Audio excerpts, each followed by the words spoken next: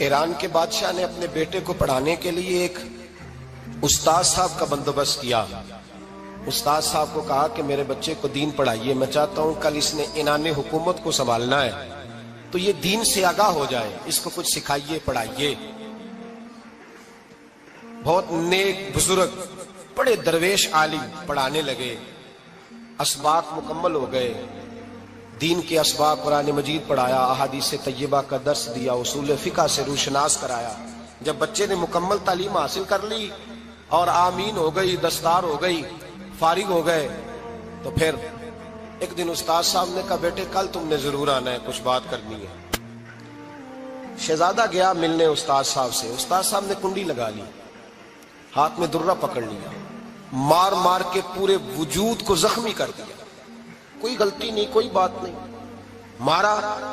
अब बच्चा आया, आके बादशाह सलामत से कहा कि अब्बा जी समझ नहीं आई, बड़ा मारा है उस्ताद। तो सियाने थे ना बादशाह, यहाँ तो कारी साहब रोज कटहरे में खड़े होते हैं, मौलवी साहब आपने मेरे बच्चे को क्यों मारा है?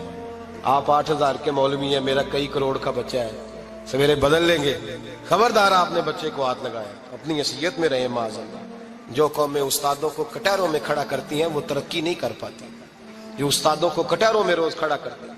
कहा अब्बा जी बड़ा मारा है, तो वालिद बड़े समझदार थे, कहने लगे बेटा उस्ताद बाप होता है, वो ज्यादती नहीं करता, कोई बात होगी, मैं तेरे उस्ताद को कटहरे में नहीं बुलाऊंगा। अम्मा से बात की, अम्मा कहने लगी बेटा मैं तेरे बाप से कैसे बात करूं, डर रहा था। वक्त गुजर गया, 22 साल बीत गए, 22 साल गुजर गए, बादशाह का इंतकाल हुआ, शहजादा तख्त पे बैठा। पहला हुक्म ये दिया कि मेरे उस्ताद को बुलाओ, पहला हुक्म। उस्ताद जी बूढ़े हो गए थे, छड़ी के ऊपर टेक लगा के आए और भवें सफेद होके झुक गई थी। यूं आंख खोल के बड़ी मुश्किल से देखा, कहने लगे शहजादे हुक्म हो।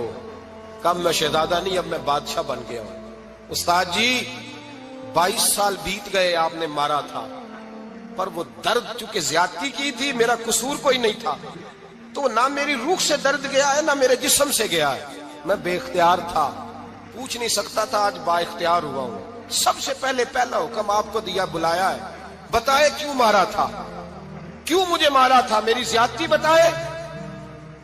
तो उस्ताद, बूढ़े उस्ताद की आंखें आंसुओं से भर गई, कहने लगे बेटे बस आज के दिन के लिए मारा था, ये जो दिन आ गया ना मेरी जिंदगी में, इसलिए मारा था, ये मैं चाहता था मेरी जिंदगी में वक्त है, आज के बस मेरी मुराद पूरी हो गई। कहा साहब किस लिए, मुझे भी समझाए।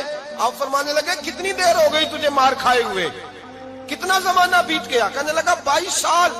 फरमाया जख्म भूले तो नहीं, दर्द खत्म तो नहीं हुई, तुम्हें बात एक मिनट के लिए भी तुम्हारे हाफजे से महव तो नहीं हुई? का उस्ताद जी रोज रात को याद आती, रोज ख्याल आता था।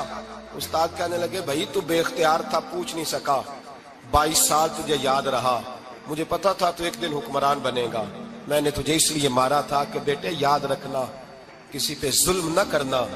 अगर तुझे 22 साल तक याद रहा है तो जिस पर तू जुल्म करेगा उसे भी कयामत तक याद रहेगा। और ये याद रखना, तू आज बाइख्तियार हुआ तो तूने मुझे बुला लिया है, कयामत के दिन गरीब बाइख्तियार हो जाएंगे, मजलूम बाइख्तियार हो जाएंगे, वो बाइख्तियार होंगे लिल्लाहिल वाहिदिल कहार, रब करीम की बारगाह के अंदर उनका इख्तियार होगा, अकेले अल्लाह की हुक्मरानी होगी। फिर वो बुलाएंगे बड़े बड़े कज